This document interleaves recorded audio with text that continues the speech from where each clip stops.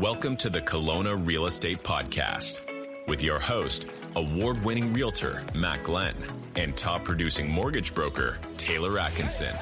Professionals in the industry, enthusiastic entrepreneurs, and successful investors. When it comes to real estate, we're all in. All right, how's it going, Taylor? It's going very well, Matt. Thank you. How are you doing? Good. Seeing you and your stash all over the news. Yeah, thanks. Yeah, really great response. Love it, dude. I honestly think it looks really good on you, even though I am afraid you're going to pull me over. Yeah.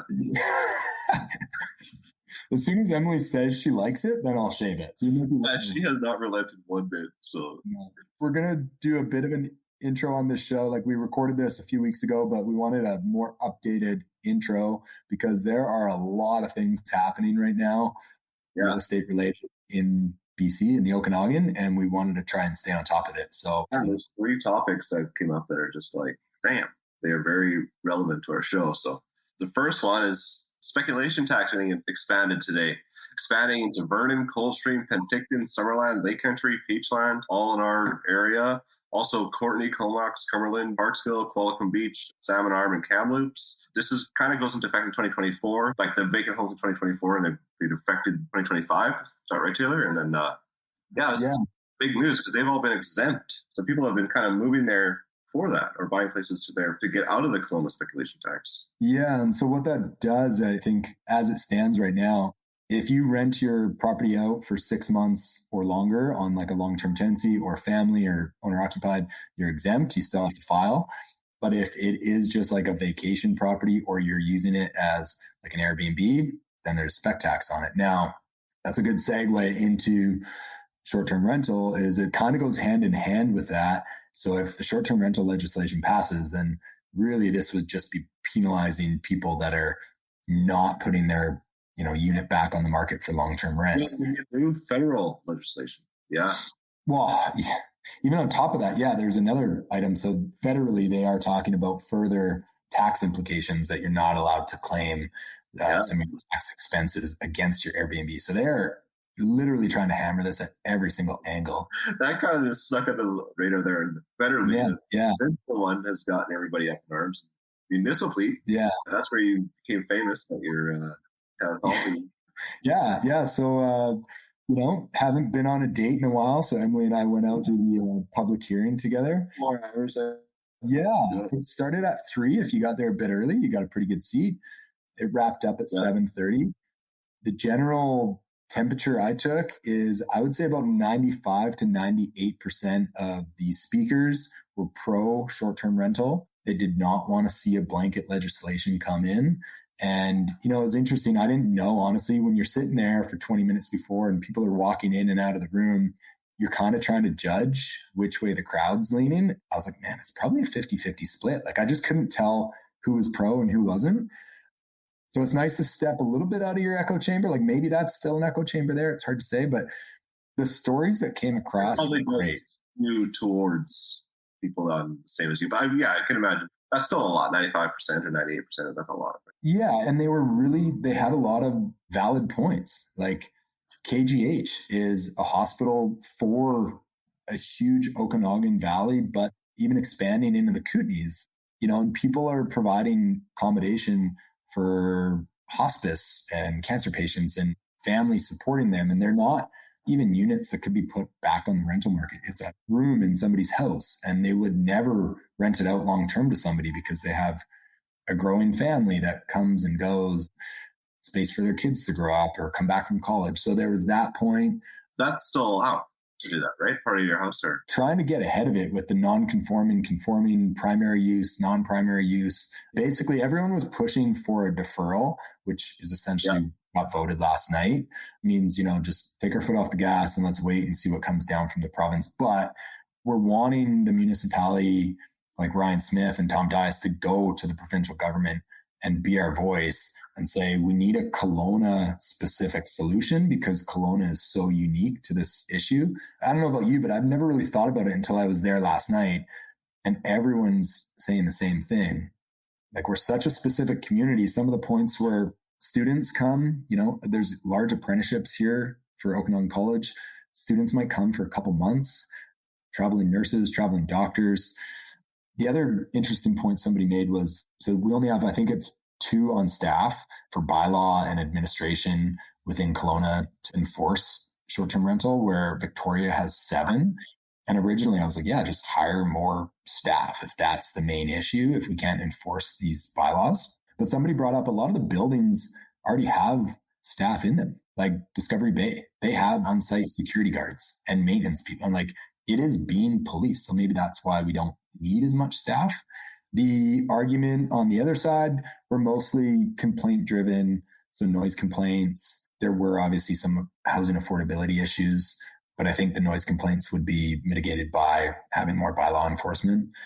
But yeah, in general, it was really good. The council seemed to be very receptive of it. So all in all, I've got a fairly positive vibe that we will get a Kelowna-based solution. Fingers crossed. It comes down from the province, right? And then like the meeting yesterday. So now they're going to defer and wait for the province to kind of their final decision before they make a decision in Kelowna, right? Yeah.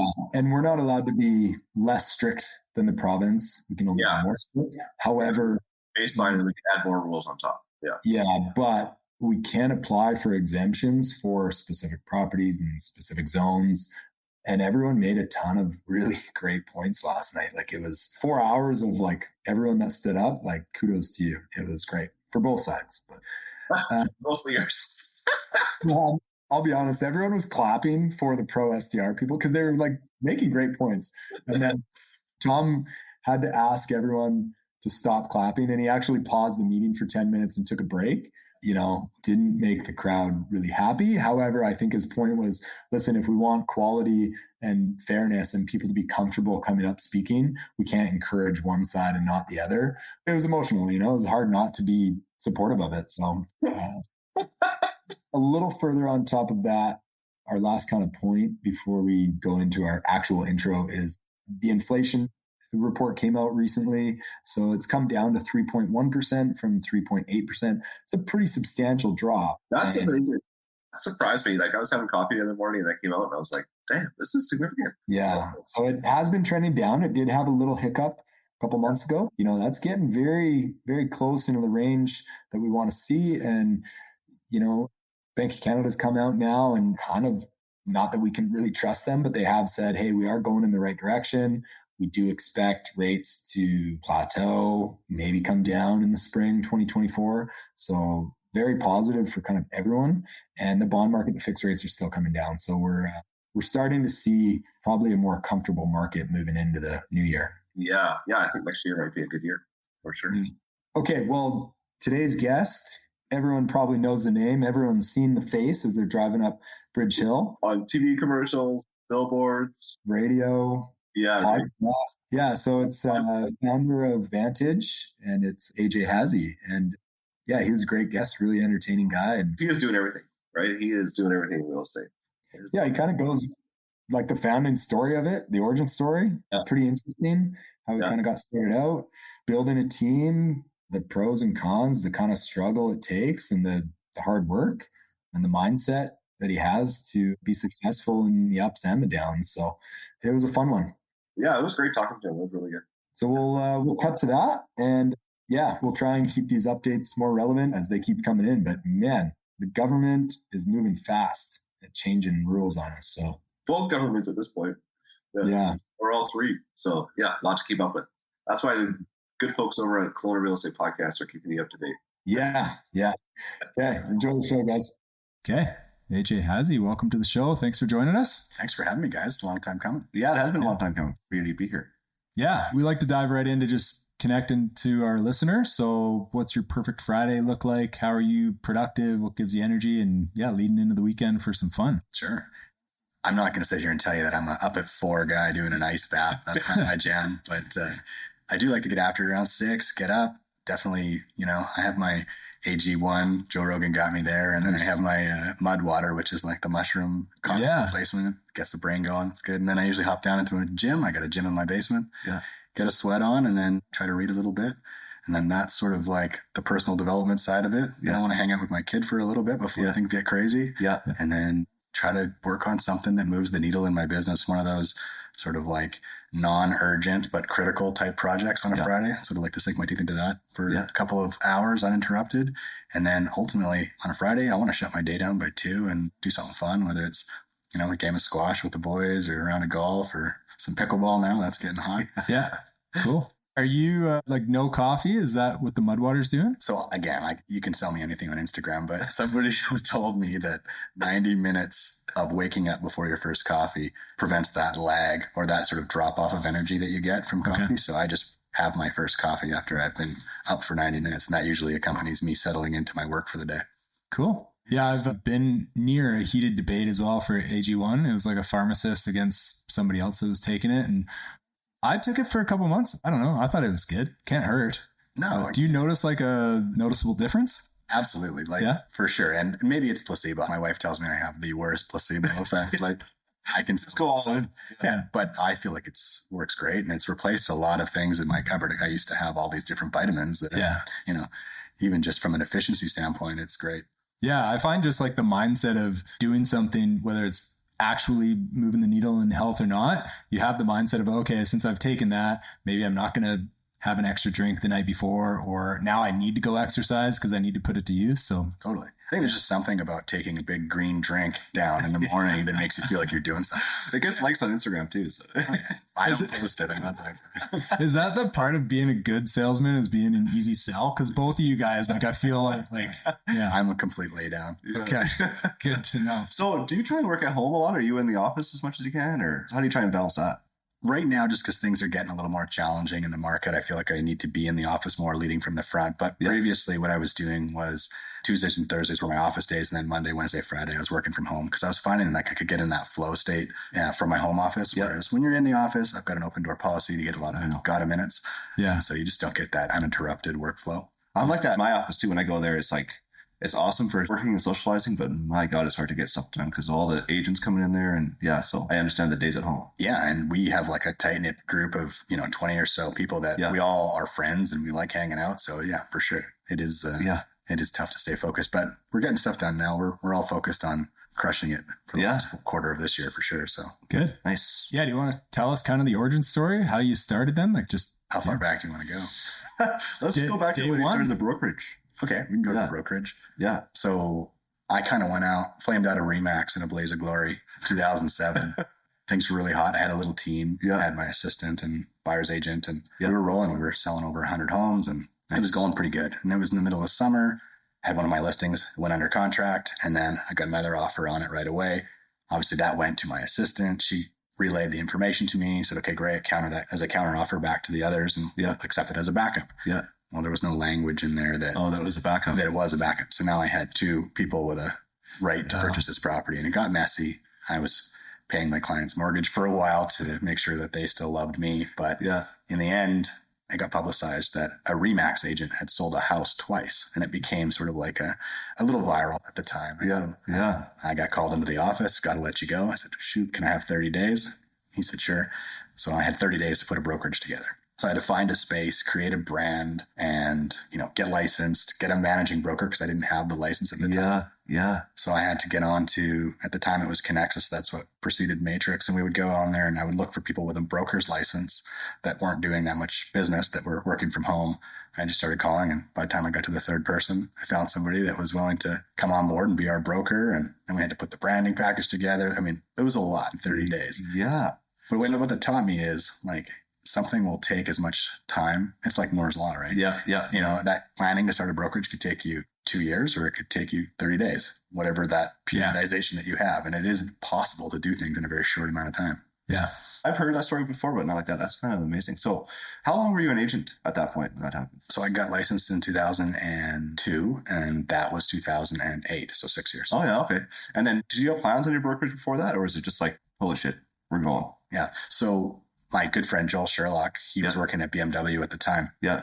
He and I had just gone on a trip to Las Vegas, had a blast together. Had the right mindset. And as you do over, a bottle of Grey Goose in the VIP room when you're 25, you solve the world's problems. And we figured we needed a luxury boutique real estate firm.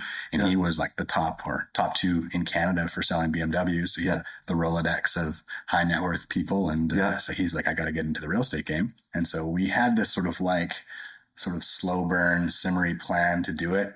Yeah. But, who knows if it would have ever happened without the necessity of becoming nuclear. Yeah, that's kind of awesome. Now you've grown, obviously you're super well known in Kelowna. You have a few different departments. Like what is Vantage West now? So Vantage is the resale. So we've got Vantage West Realty, and then we've got project sales and marketing now. Yeah. And we've got a property management company that manages over 1,000 doors. We've got some really productive property managers there. And then we've got our construction division and our real estate development division. And we have a private equity fund as well, where people pool their money to do some fun real estate deals. And how many hats? Like, do you have a builder's license as well? Like, geez. Yeah, you're doing it all things real estate. Yeah. Yeah. Sometimes I wonder if perhaps focusing, I would have been further along, but that serial entrepreneur feeling that some of us have. Yeah. Yeah. So maybe you're just waiting for the next crisis to come and make something happen. I think that crisis is upon us. Yeah.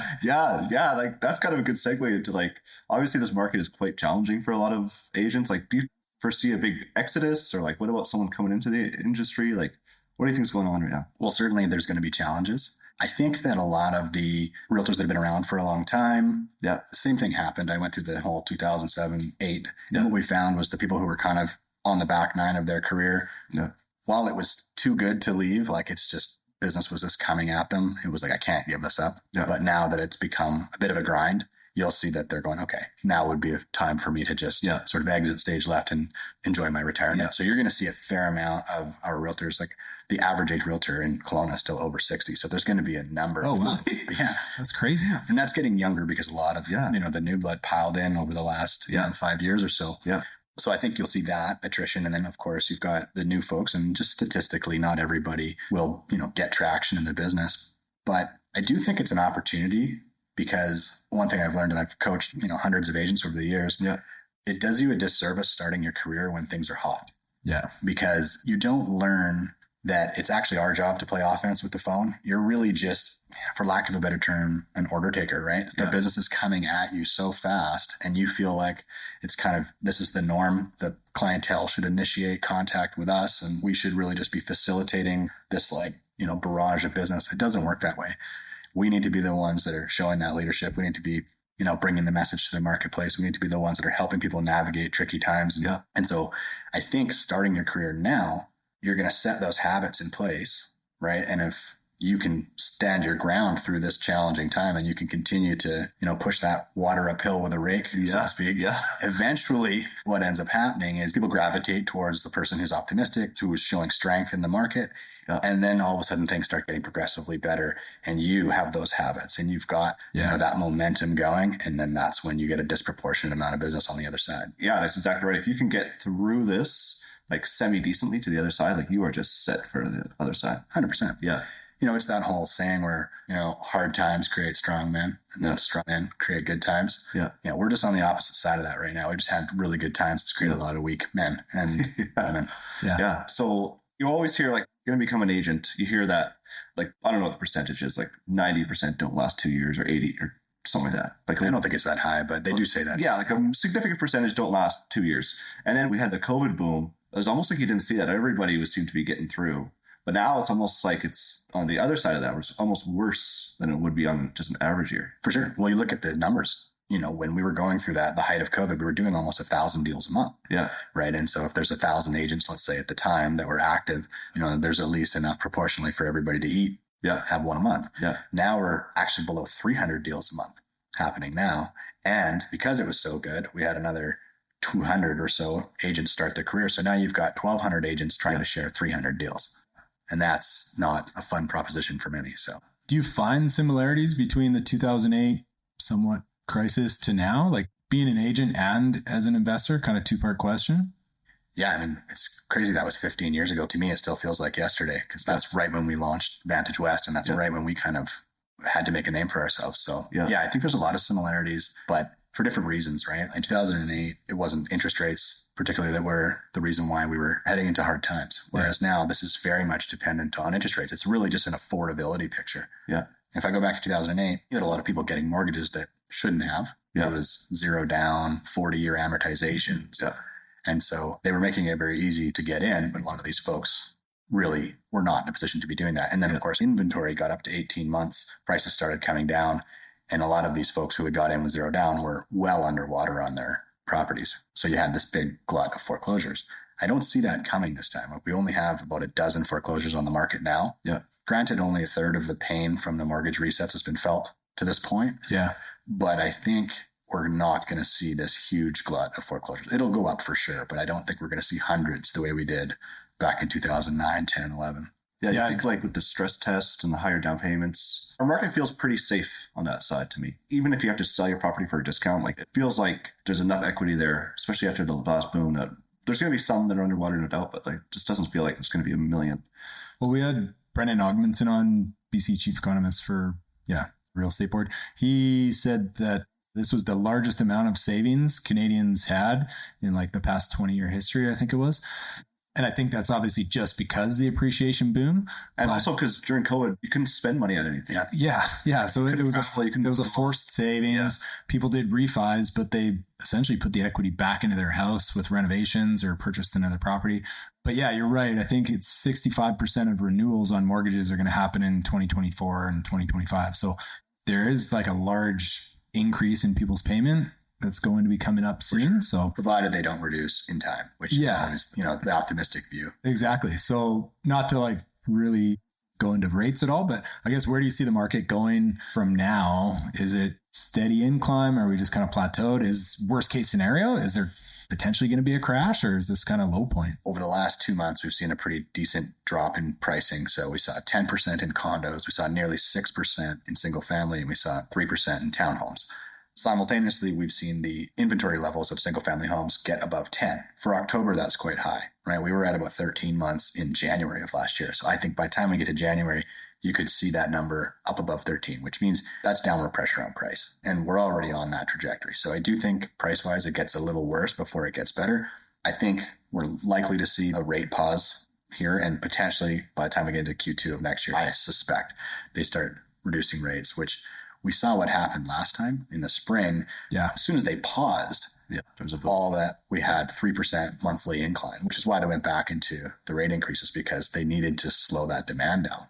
But I think we're going to see a lot of pent up demand, just like we saw with COVID. A lot of people couldn't move for that period of time. And then as soon as it was game on again, there was all that pent up demand. I think we'll see that again, because there's a lot of people who are kind of locked in their houses right now. If they have low interest on their mortgage, it just doesn't make sense to move. You're not going to sell your house and go from 2.29 or 2.5 and go and try and requalify at 6.5. You just won't. So those people aren't going to move. But as soon as that comes back down into, even if it's just around 5%, I think it's game on again. So I think we have a short-term window of pain to go through. And I think there's going to be a lot of opportunity in that window.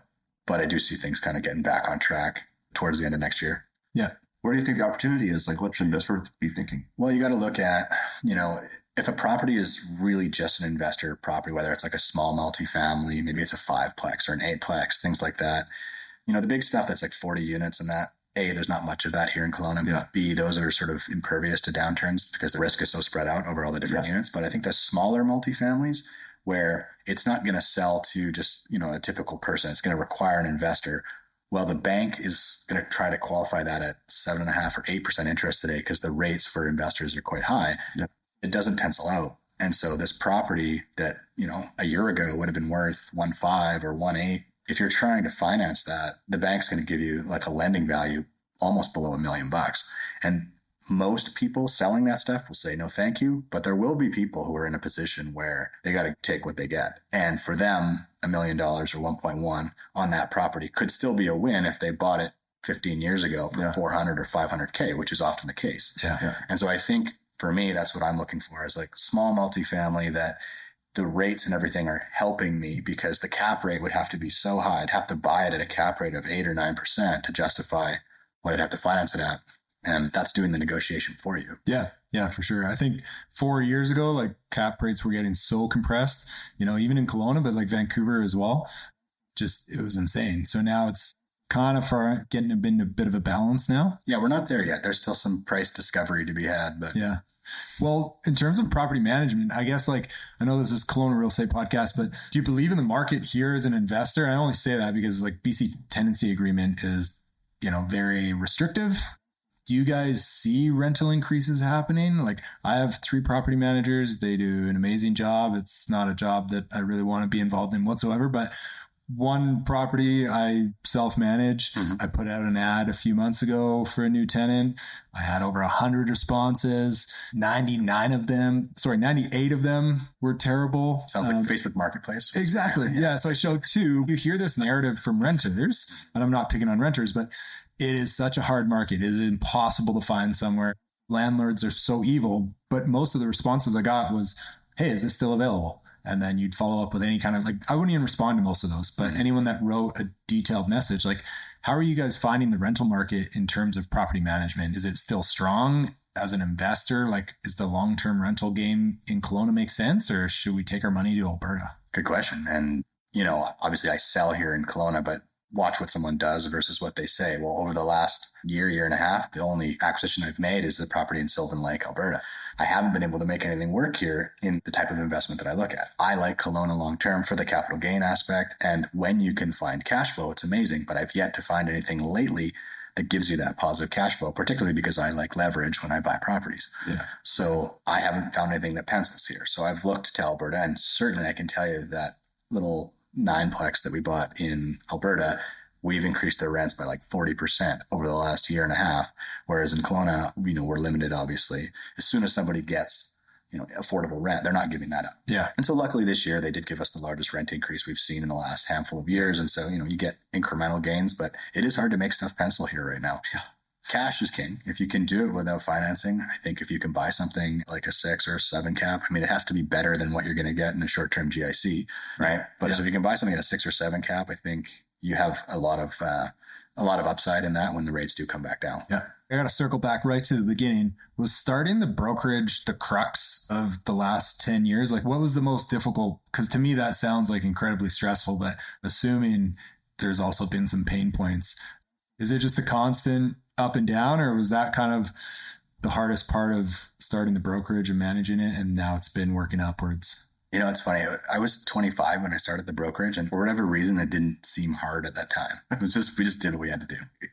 And so I don't even look back at that as a big hardship. I just sort of see it as a lesson that you can do a lot in 30 days. Yeah. Along the way, there's been some challenges. I was fortunate. I had a mentor sort of enter my world in about 2012 named Michael Plowman. He shared a lot of the stuff that he had already implemented in Toronto. He had built the largest real estate team in the Ontario Real Estate Board at that time. So he'd kind of seen into the future with this super team concept we developed. Yeah. And so we started implementing that. But between 2008 and 2012, which would be a similar market that we're in now, it was a challenge for sure. I mean, I had a lot of overhead suddenly I didn't have before, right? And I had multiple salaries and rent, and I spend 20 times that per month now. But at that time, that was a lot of overhead to carry. So the challenge, of course, was like, how do we do deals in a down market? So we became, known as creative deal makers. So we could sort of architect a deal with whether it was vendor financing or lease options and just different strategies that you can use in a down market. And then we just got known for putting out decent content. And you look back at some of our YouTube content from like 2010, it wasn't great, but at the time it was good. It was just explaining the foreclosure process or explaining different Well, things. At least you're doing it. Yeah. And so I think that was how we survived. And yeah, there were some tough times, but along my career, it's always been something that's like shown up right at the right time. Like just when things look like they're getting dark, like I remember 2011, there was a dark period. We hadn't sold much and coming into the fall and it was to be a little skinny. And I was like, where are we going to make payroll, right? How are we going to, keep this thing going? And then I get a referral from a client that I had sold like a very blue collar home over on the west side. He's like, hey, would you show my uncle a lot? I said, yeah, sure. What's he looking at? He says, well, he wants to go look at it like right away here. I think it's out in the Mission. Okay, sounds good. So I jumped in the car and, had things been busier, that might be a referral. At the time I might have been too cool for school. But thankfully, I said the right thing on the phone and got in my car. I'm thinking I'm going out there for like $130,000 lot. At that time, that's where pricing was. We get out to the end of Lakeshore and he's looking at, a property that was over $10 million. And so... that saved our bacon and saved Christmas that year. And so there's just been a lot of little things along the way that have kind of been like that, where, you just trust in the universe and some opportunity is clicked at the right time that's been able to get over the tough times. People say like, just get lucky. You just get lucky, but you have to put yourself in the position to be lucky, right? And like you have to, a lot of people that just don't do anything and just expect somebody to come knock on their door. It's like, no, you got to put yourself out there and then the things will happen. right? Like, I have a few stories like that as well, where it's just people are like, oh, you got so lucky. It's like, yeah, but I've knocked on 500 doors before the one. Yeah. Well, I mean, people say, oh my God, Matt, like he gets all these lucky door knocking opportunities. It's like, yeah, I'm like the thousands. Exactly. Like I've knocked every door in this side of the city. Yeah. Stop knocking on my door, man. Super. Well, that was a few years ago, but like you just do what you got to do to do it, and you get breaks, right? So you put yourself in the right position. So Totally. Although you said too about the creative financing, I've kind of been beating this drum lately too, about like, I'm surprised I haven't seen more listings offering vendor financing or rent to own options, because like, would there be a serious market for that? Like, what do you think this kind of market in that? For sure. I think there's a lack of understanding about how that works. And most real estate agents, it doesn't even pop into their head for that. They're kind of a one-trick pony. It's like, hey, they can sell your house at a price that you're willing to accept, or I guess I can't help you. Yeah. Well, there's actually a pretty nice step in between, and that's lease options or agreements for sale. And so the really good thing for all of our listeners who are maybe in the business, if you have a client that is currently for sale and then they realize, okay, the house isn't selling, my next move is to rent it. These folks are the prime candidate for a rent to own or an agreement for sale, because they're already going down the path of having only half a month's rent as security and having someone else they don't know in their property and hoping that they take care of it. And then because, of course, their first choice is to sell it, they now know that they've got a whole host of renovations to do at the end before they can put it back on the market. And there's a number of, costs associated with that. Plus, they have to manage that property for that period of time. And anything that comes up for those 2 years, as we know, as landlords, you're on the hook for. So proposition to that person would be, well, what if somebody was going to take care of your home for those 2 years as a property owner would, because that's what a rent-to-own contract suggests.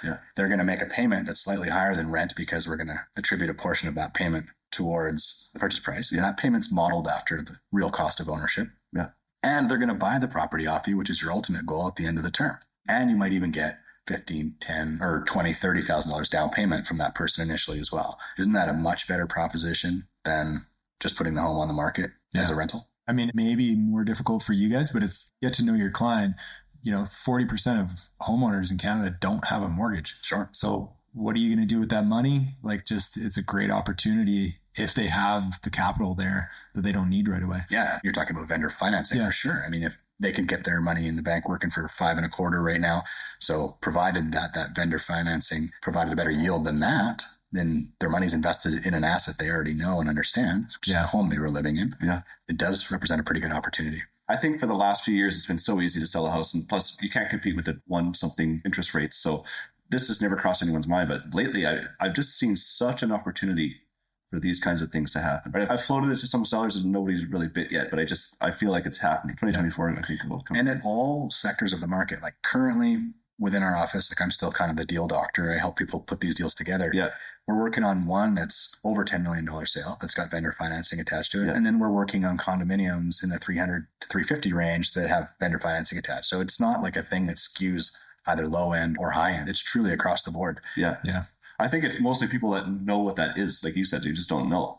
Like investors seem to take advantage of that mostly. Like the vendor financing deals I wrote are like for regular properties, but the client is someone that owns lots of property because they just know, like you don't get what you don't ask for. Right? Some of these offers that I'm writing, I'm like, my blue collar clients would just never even consider doing something like this, where this guy is just telling me to do this. And it's just, you don't get what you don't ask for. And the opportunities are there. With the creative side of things, so I think the billboard's still there, but it's basically, if we can't sell your house, I'll buy it. Do you want to walk us through that? Like, I love seeing that. Is that still something that you guys offer? Absolutely. And this is the market where that as a value proposition really starts to land, right? Yeah. Because I think everybody understands that our offer would have some margin of safety built into it. So that in a market where everything sells itself, you don't really need that. But now there's a lot of people calling and say, okay, tell me that price. And so what we've done, and we've got a bit of an algorithm that we use to first figure out what we think the home's going to sell for. So we have about 3 different ways that we assess it. Yeah. And then based on the trajectory of the market, I will assign our margin of safety. So sometimes that's as high as 15%, and sometimes it's as tight as within 4%. So when the market was, in an upward trajectory, I was willing to guarantee homes at 96%. If we're losing 5% a month and I've got a 90-day runway on this thing, then I need 15% because I can't be the one, and I have been a number of times as the bag holder. By the time we got to the end of the term, I was underwater 10% on the property. You only need to do that and lose 80 grand on a house a couple of times before you tighten up your game. Yeah, that algorithm gets better. Yeah, the algorithm tightens up by the time you lose 5 figures. Yeah.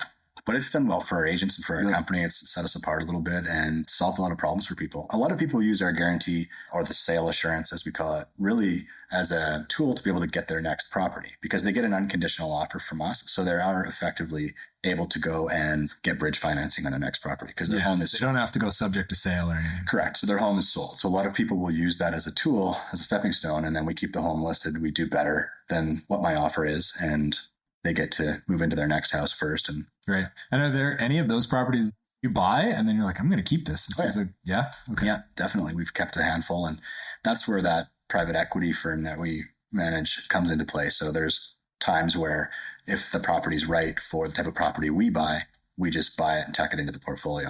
Yeah. And are you providing a return to investors? Like, is it dividend quarterly, or how does that generate? Yeah, we do a quarterly distribution, and the way it works is I pay the hurdle rate of 8%. So everybody gets 8, and then we're 50-50 partners on anything I do beyond the 8. And so I'm shooting for, mid-20s returns annually, and I'm hoping to participate in at least a third of the upside. Cool. Awesome. Are you looking for more people to get in there? Yeah, definitely. Matt's bringing out his checkbook right now. Yeah. Well, we've actually closed the fund for a while because we've kind of been selling a number of the properties we bought over the last couple of years and moving things towards a land assembly. So we have a pretty big land assembly that we're doing with 7 different properties. And so once that's sort of done and transacted, then we'll be opening the fund up again to take that next step with those properties and build them out. Cool. Awesome. Yeah. Awesome. Your marketing has obviously, supported you throughout your career. Yeah. What is the best thing you can do marketing wise if a new agent's coming in? Sure. Like, what's the number one thing that moves the needle? Yeah, that's a great question. And I think a lot of, especially realtors, we get sold everything. Like, our phone rings constantly. People are trying to sell us some $2,000 a month package. It's going to light the world on fire. Yeah. And I, as I mentioned in the beginning, am a complete laydown. So I have bought all of these and tested them all. And there's a handful that do actually work. But the one that stood the test of time, I've been doing it for over a decade, is Google PPC. The reason why I like it is it's very predictable, very scalable. And once you understand your input costs, you know what your cost per lead is, and you build out your protocol for how you're going to deal with those leads, you can predictably and confidently expect a certain return on that. And I've been able to get, between 10 and 15 to 1 ROI. So it's like having a machine you feed hundreds into or feed $10 bills in and get hundreds in. Yeah. No, that's great. I think Russell Mortlock. I was going to say Russell Mortlock does that. He said that his only competition in the city is you. Yeah. Yeah, that's obviously it works. I think you have to know what you're doing a bit to do that, but yeah, I mean, look, either you do it small and it's you and you have a really controlled environment. That's the most profitable it'll ever be. Like, if you're just a singular agent, you're doing it and you buy 50 leads a month and you can convert at 3%, you're going to do, 1 to 2 deals every month, right? Yeah.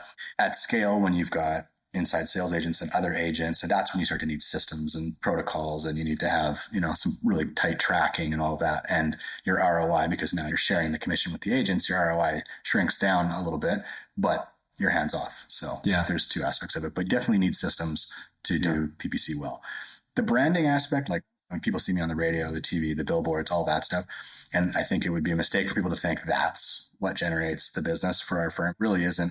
But I think that is like the supercharging of our other marketing, because if you've seen me on TV or you've heard my name on the radio and suddenly you see a Google ad, right, where someone might be skeptical initially, I think because if you're a bit of a household name, it makes your ads a little more clickable. So I probably get clicks cheaper than Russ does because people know who I am more so.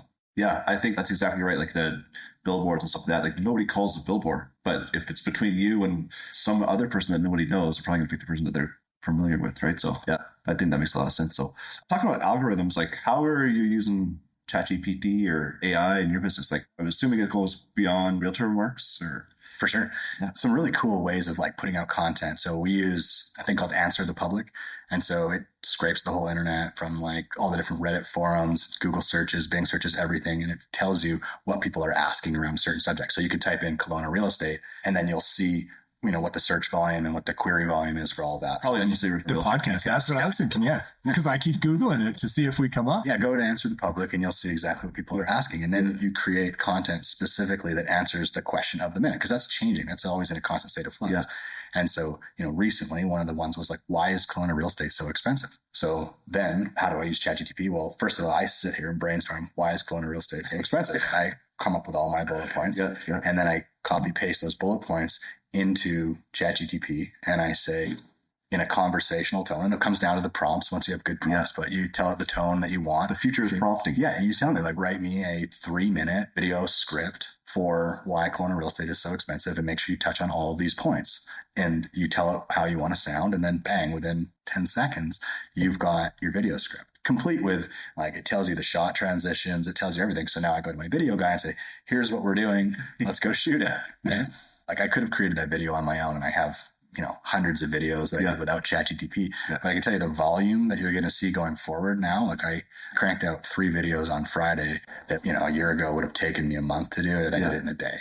From conception to it was edited and done and ready out the door in a day. I think that's where I think ChatGPT comes in. It's like technology enabled agents are going to dominate. Yeah. Everyone's going to have their own wicked little assistant. We just have to learn how to do it though. Like, we're at such the beginning right now. Like, I feel like it'd be a seriously wrong foot to not get on this, or at least learn what's up. Totally. Learn how to prompt, because it's harder than it sounds. I tried to make a logo for our podcast. And yes. Yeah. I didn't know you could actually do images on it as well, but it worked out pretty good. It was basically like Matt and I Google heads on a surfboard in the lake with mics. Anyways, that's not. I saw that. Yeah, I saw that. Yeah, but well, so I guess on that point, within 3 minutes or less, why is Kelowna real estate expensive? Well, there's some obvious stuff, right? I mean, we've got these universities. Universities always have a massive impact. Now we're going to have the downtown. That is, it's going to have a big impact. Then on top of that, we've got demographically in Canada, you've got so many baby boomers retiring and reaching that sort of place of mobility where they're like, okay, where do I want to live? And they really have 2 awesome choices, which are Victoria or the sister city Kelowna. And we're seeing that we get a pretty solid portion of the people who want to come here. In addition to that, we have the highest amount of people per capita living on residual income in Kelowna, which means if you're wealthy and you want to just post up somewhere and collect dividends, this is a great place to do that. Yeah. On top of that, we've got a great tech scene that's blowing up. That's bringing people here. We've got the great climate. I can go on about the lifestyle. Lifestyle obviously is a huge, huge piece of it. And so as a consequence, a lot of people want to come. So we have in-migration. We are seeing a little bit of a brain drain now, though. Guys, your age and even younger, Brad's age, are heading to Alberta now to try to get their foot on the property ladder because things have gotten so expensive. So we're losing some folks again, like I saw 15, 16 years ago, last time things got crazy. Yeah. No, that's a good point. It's funny, like you said, 15 years ago, half my friend group has moved to Alberta. A couple of them have moved back recently.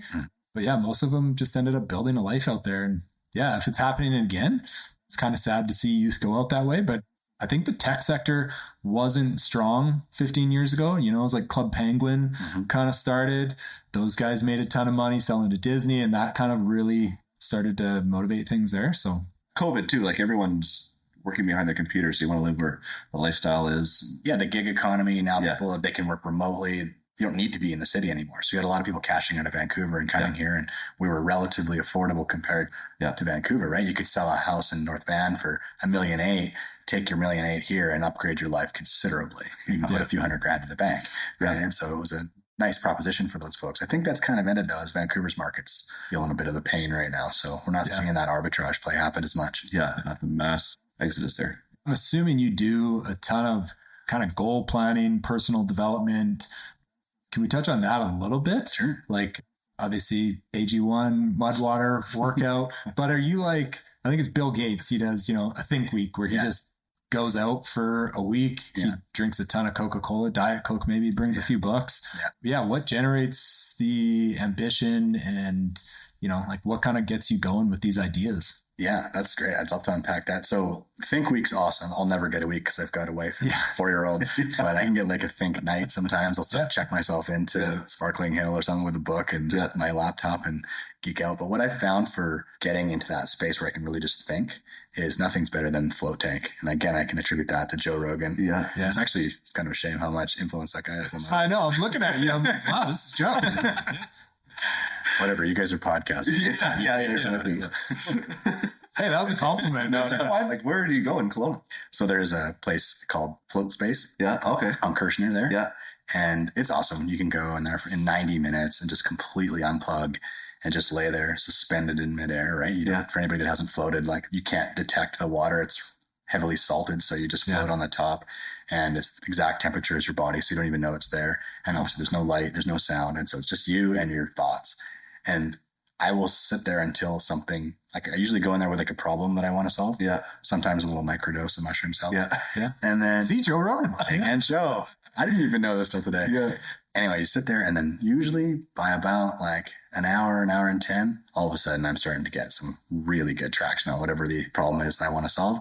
And then as soon as I got to figure it out, I got my notebook right there, pop the lid on that float tank, write down my thoughts, and then have a shower and jump back in the car. So that's like my think minute there. Yeah, I rest in. Russ. Works good. I do that like once a month, and it's been awesome for me.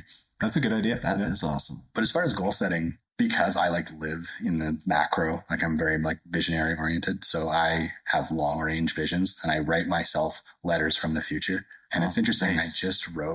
I just read one that I had written back in 2013. It was a 10-year letter from the future. Based in 2023. Yeah. And it was wild how much stuff came to fruition. Like, some of the stuff I overshot a little bit, but I was probably like 80% on the things that I put into motion at that time. And, you know, we've 10x'd our business in that period of time. So there was pretty lofty stuff that I was talking about doing. Like it was really just my brother and I and, you know, and a handful of, you know, ragtag guys that had joined the squad at that time. And we had a pretty big vision and we executed that vision and then some in that 10 years. So that was cool. And then there's a lot of stuff in there, you know, talking about having kids and having a vacation property in Scottsdale and just the different things that at that time, I don't even know why I thought that was for sure going to happen, but it all came to pass. And so there's a lot of power in your intention.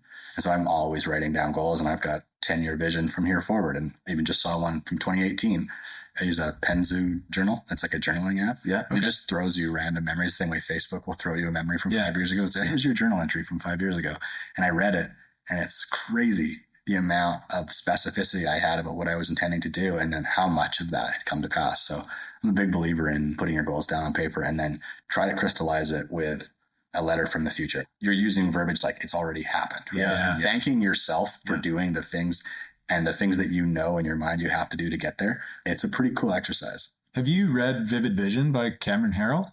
No, but I have heard about that book. Apparently it's awesome. Yeah, it's essentially the same thing. I think he does a 3 or maybe it's a 5 year, but you can either write like a magazine news article or a letter or whatever. And I did the same thing. And yes, I believe in manifesting, but I believe... Did your office have a real desk in it? Or? No, it didn't. Had a plastic table. It is very like, you know, do this project. And it was really the month of just like, we took a month. There was a group of guys that we did it together and, you know, loved doing it, loved the exercise. And like you said, a year or two goes by and like we kept up. We had weekly meetings for about a year. Everyone was on track, crushing goals. And then people had kids and you kind of got busy for a year. And we had a meeting just a month ago and somebody was like, oh, like I reviewed my vivid vision. Like, where are you guys at? Some things I got, some things I didn't. And I was like, yeah, I should look at mine too. And it was like the same time I looked at that, I was like, right, I had on there to buy a big white property. And then like within days, we got a big white property. Like it just manifesting this stuff, it is incredible to do. So like having that vision, I think is important for people. You touched on a key piece there, and that was circling back and reading the thing that you wrote. Yeah. Right. And that's, I think, where a lot of people go wrong with goal setting is they'll set these goals.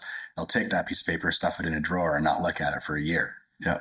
In fact, one of the things we do at Vantage with our group is we work on a 12-week year. Have you guys heard of that? No. It's really good. So it's based on the idea that, kind of going back to what we were talking about before, people will allow as much time as they can have to hit certain goals. So we have shortened the periodization. So you get 12 weeks. That's your year. The idea is we can get as much done in a week as you would get in a month. Totally. Right? If you compress the activity. And then you have week 13 because you get 4 years now in every year. So you get to compound your business much faster. And you have this idea of week 13 is either if you hit your goals, you get to celebrate. So you get that start and stop. You get that reward, that feedback loop of like, this is why I do this. You get to take the family to Mexico if you hit your goals, or it can be something smaller depending on resources at the time. But you got to take a minute to acknowledge the wins. Yeah. And then if you didn't, then you actually have week 13 to catch up. And that is where, again, you realize what you can really accomplish in a very short amount of time. If, you know, all of the tactics or the things that you said you were going to do didn't get done, you got a bonus week now to get it done. Yeah. But you don't get to celebrate on the other end because the next year starts. But that level of accountability, and we have that way of accountability partners for our 12-week year, has really helped because you're touching on your goals constantly because A, you have the accountability, and B, you've compressed it. So there's the longest something could ever sit in a drawer for is 12 weeks. Yeah. Right. Because you got to go back and measure whether you hit it or didn't. So, and then you guys reassess. You're like, should this still be a goal? Like, should you keep it for the next 12 weeks? Yeah. Some things get moved forward. Some things become redundant, right? Yeah. It's funny. I've been thinking about this a lot lately. Actually, talking to Taylor about this too, is like, as an agent, sometimes I find myself just looking for the next deal. Like, it's just like you get lots of deals together, but you just find that a few months have went by and all you've cared about is the next deal. Like, just do it, like with the client, helping them find the house. But like, the time is going to pass anyway, right? So the time is passing. So like, you need to start kind of setting pillars and going with the goal. So I think something like this is ideal, right? Like, I do have the vision board and all that, and I think you have to have that. Yeah. Like, how important, I'm asking myself this as well, but how important is it to celebrate the wins? Because yeah, like Emily and I went to Mexico recently, and like, you don't know how much of a break you need. And then, you know, last night we're working until like 11 o'clock, and I'm like, we can't just fall back into that, right? You know, you got to achieve the goals, celebrate, take a breath, acknowledge it, because that's the only thing that's going to motivate you for the next one. So you do that within your team. Like, I think I've seen you guys all go to Mexico and stuff before as a team. Do you just, is that part of the culture there? Yeah, it's definitely part of the culture to take holidays, to take breaks, because I think if you don't take breaks, you never go hard. Like, if you're constantly just on this hamster wheel for, you know, a year on end, you're probably operating at like a 70% capacity, right? And you're never celebrating anything, so it's not that much fun. And you realize intuitively that you're not really living up to your full potential, so it's kind of a grindy existence versus sprint. And so even if you are up till 11 working on your business, which is cool, you know that you're only going to be doing it for another 10 weeks, and you know that doing what you're doing is going to get you to this cool thing that you've set in your mind that you want to do this next trip. And right. And so not that you want to live your life kind of in this series of trips and everything in between is a grind. If you're doing the thing that lights you up and you know you're building something that's great and you know you're putting the infrastructure in place, so eventually you'll buy back your time, because that really is the secret of business, is to create surplus and then to take that surplus and buy back your time. Right. That is the real currency. Yeah. But you know you're doing that. And in between, you know you're going to stop and celebrate the wins. You're going to celebrate these little quarterly goals that you've set for yourself. And then that's good for marriage maintenance as well. You got to go away with your woman and enjoy and it's important too that when you do go away, you don't bring your phone, you don't bring your laptop, and you don't try and do deals. Yeah. You know, you at least need to have somebody on your team or in your network that you can have that reciprocal agreement with, that, hey, like, if you do business, my business, while I'm gone, don't charge me and I'll do the same for you. Yeah. Because if they're going to charge you 50% of the deal or whatever the case is, you're then going to add, okay, I'm probably not going to do as many deals. The deals I am going to do, I got to cut them in half. Plus this trip was expensive, right? And so now the cost of the trip becomes prohibitive and you don't go. Yeah, that's a good point. So you got to have that part worked out, which is one of the nice things about our team, is we really celebrate that, you know, reciprocal agreement between agents who are all kind of trained and operate at the same level too. So you got to, kind of all heading in the same direction.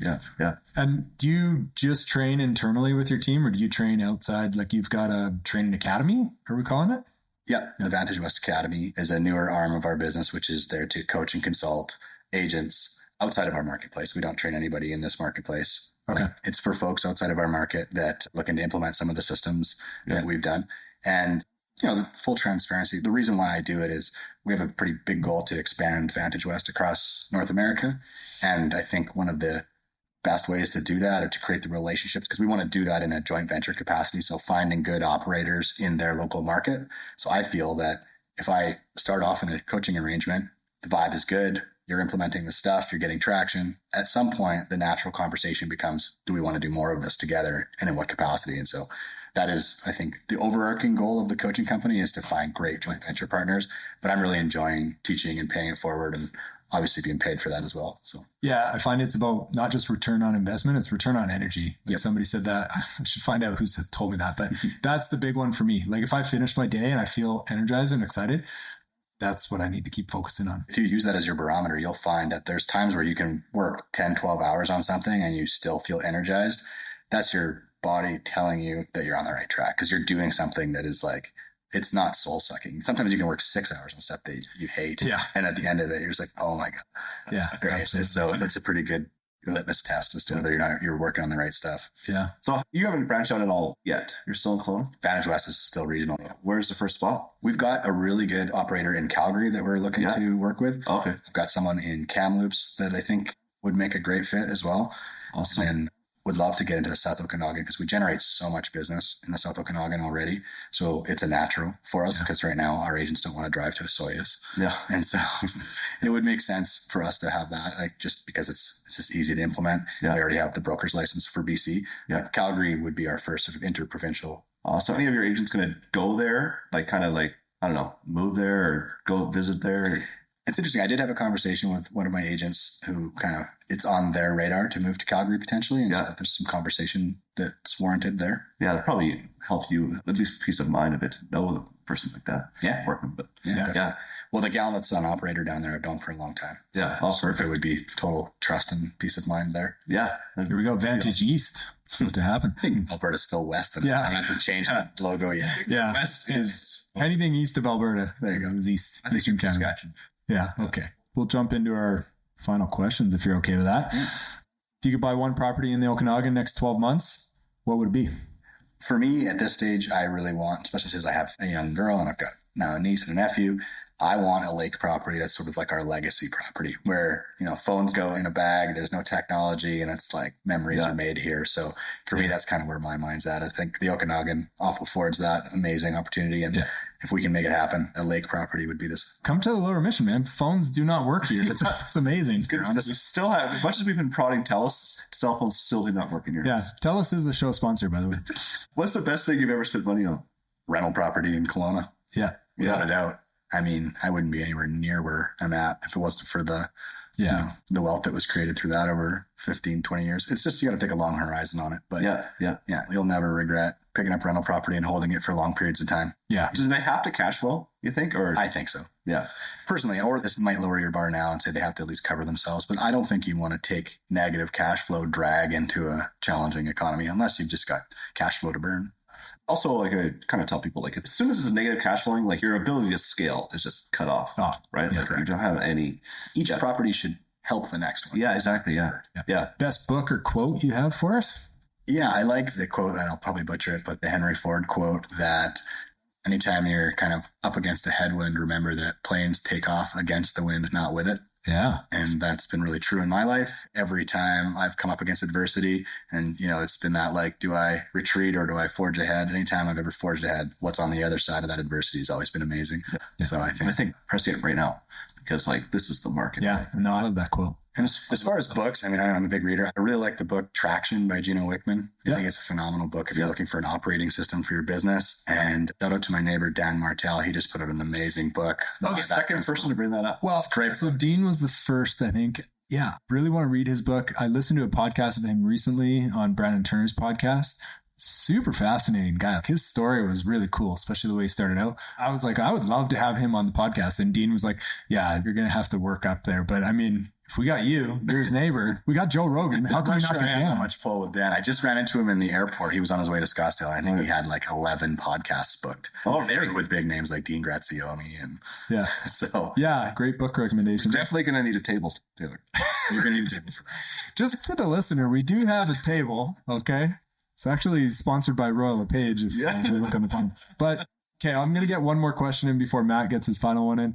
What's your biggest goal right now that you have? Like, what do you want to achieve? If you're writing a letter to yourself 10 years out, like to kind of circle back what we were talking about, what are you going for? I'm trying to put 200 multifamily doors, brand new, affordable housing doors together as a long-term purpose-built rental. You're going to build them? Yep.